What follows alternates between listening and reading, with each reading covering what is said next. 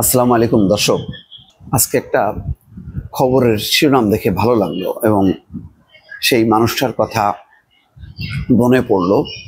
তিনি হচ্ছেন Matthew Miller. প্রায় প্রতিদিনই তিনি মার্কিন পররাষ্ট্র দপ্তরের মুখপাত্র হিসাবে বক্তব্য দিতেন, খুবই ক্রুশিয়াল সময়। আজকে যেই শিরোনামটা এসছে তার নামে, সেটাও নিঃসন্দেহে খুবই চমৎকার এবং একটা ভালো স্বীকারোক্তি।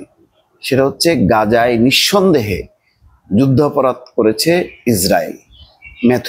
ম্যাথু মিলারের নামটা পিটার ডি হাস, তারপরে ডোনাল্ড লু, এই নামগুলি বাংলাদেশের রাজনৈতিক ইতিহাসে বহুদিন মনে থাকবে। দ্বাদশ জাতীয় সংসদ নির্বাচন, যেটি শেখ হাসিনার সর্বশেষ নির্বাচন এবং তারপর তো পলায়ন।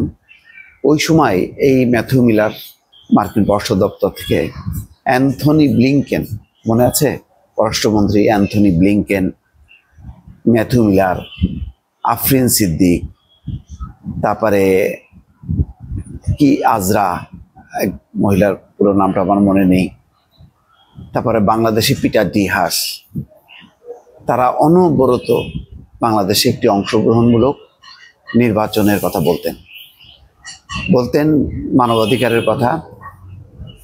বিশেষ করে মার্কিন নিষেধাজ্ঞা দেওয়ার পর 7 কর্মকর্তা এবং র্যাবের উপর পিটার ডি হাস প্রচণ্ড চাপের মধ্যে ছিলেন।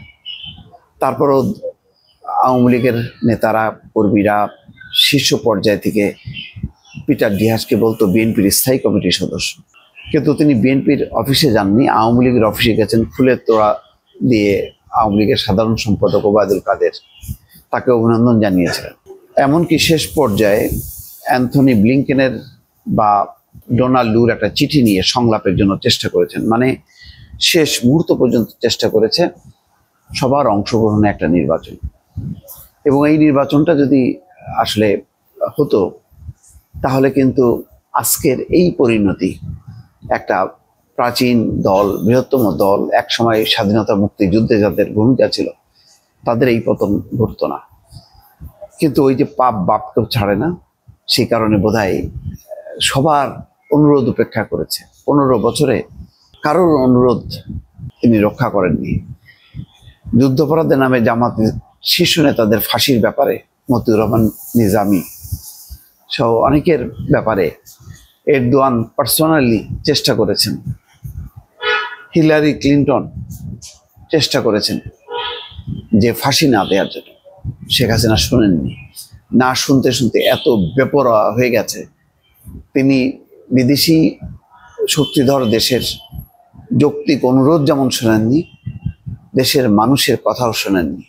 দেশের মানুষ যে ভোট দিতে পারছে না প্রতি 5 বছর পর পর, এমনকি সারা বছর ব্যাপী যে তাদের দুঃখ দুর্দশা দাবি দাওয়া নিয়ে কোনো কিছুই তিনি কানে ঢোকাতেন না।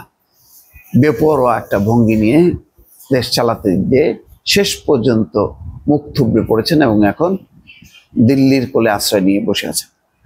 তো সেই ম্যাথু মিলার, যিনি প্রতিনিয়ত মুশফিক ফজল আনসারি প্রশ্ন করতেন, আর তিনি খুব কৌশলে বলে দিতেন একটাই কথা ঘুরে ফিরে, যে বাংলাদেশে আমরা একটা সবার অংশগ্রহণে অংশীদারিত্ব এবং সুষ্ঠু অবাধ নিরপেক্ষ নির্বাচন প্রত্যাশা করি। একেবারে পরিষ্কার মেসেজ ছিল। ওনাদের এই মেসেজটাকে ভণ্ডুল করার জন্য চেষ্টা হয়েছে। কোনো টেলিভিশন, সময় টিভি বা বাংলাদেশের কেউ মানে মুশফিক ফজলের বিপরীতে কাউকে বসিয়ে বিএনপি জামাত সন্ত্রাস করতেছে, এই সমস্ত কথাবার্তা বলে বিভ্রান্ত করার চেষ্টা করেছে ম্যাথু মিলারকে। কিন্তু তারা বিভ্রান্ত হননি। আরেকজন ভারতীয় বংশোদ্ভূত, তিনিও কিন্তু একইভাবে একদম মানে জো বাইডেনের প্রশাসনের যে মূল কথা, যে আমরা সারা বিশ্বে গণতন্ত্রের জন্য যুদ্ধ করছি এবং আমাদের এই মেসেজ শুধু বাংলাদেশের জন্য না, সারা বিশ্বের জন্য, যে আমরা একটা অংশগ্রহণমূলক নির্বাচন চাই, একটি গণতান্ত্রিক রাষ্ট্র চাই। কিন্তু অবাধ সুষ্ঠু নির্বাচন হলে যদি না হয় তাহলে সম্ভব না, এই বার্তাটা তারা দিয়ে গেছেন।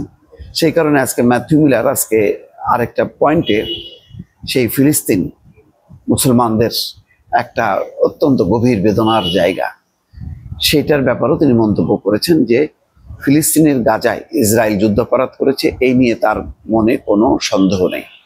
স্কাই নিউজের এক পডকাস্ট সাক্ষাৎকারে এই কথা বলেছেন মার্কিন পররাষ্ট্র দপ্তরের সাবেক এই মুখপাত্র। স্থানীয় সময় সোমবার ট্রাম্প 100 শীর্ষক পডকাস্ট সাক্ষাৎকারটি প্রকাশিত হয়। সাক্ষাৎকারে বাইডেন প্রশাসনের অভ্যন্তরীণ মতবিরোধ, টানাপোড়েন, নানা চ্যালেঞ্জ নিয়ে কথা বলেন। 2023 সাল থেকে বাইডেনের মেয়াদ শেষ হওয়া পর্যন্ত মার্কিন পররাষ্ট্র দপ্তরের মুখপাত্র হিসেবে মিলার দায়িত্ব পালন করেন। নিয়মিত ব্রিফিংয়ে তার কাজ ছিল ইউক্রেন থেকে শুরু করে গাজা সহ বিভিন্ন বিষয়ে মার্কিন পররাষ্ট্রনীতির সিদ্ধান্ত ব্যাখ্যা করা এবং প্রশাসনের অবস্থা তুলে ধরা। যাই হোক, প্রসঙ্গক্রমে আজকে ফিলিস্তিনিদের ব্যাপারে একটা পজিটিভ মন্তব্য করাতে ম্যাথু মিলার কথা মনে পড়লো দর্শক, তাই আপনাদের সামনে আবার এই বিষয়টি উপস্থাপন করলাম। ভালো থাকবেন, আল্লাহ হাফিজ।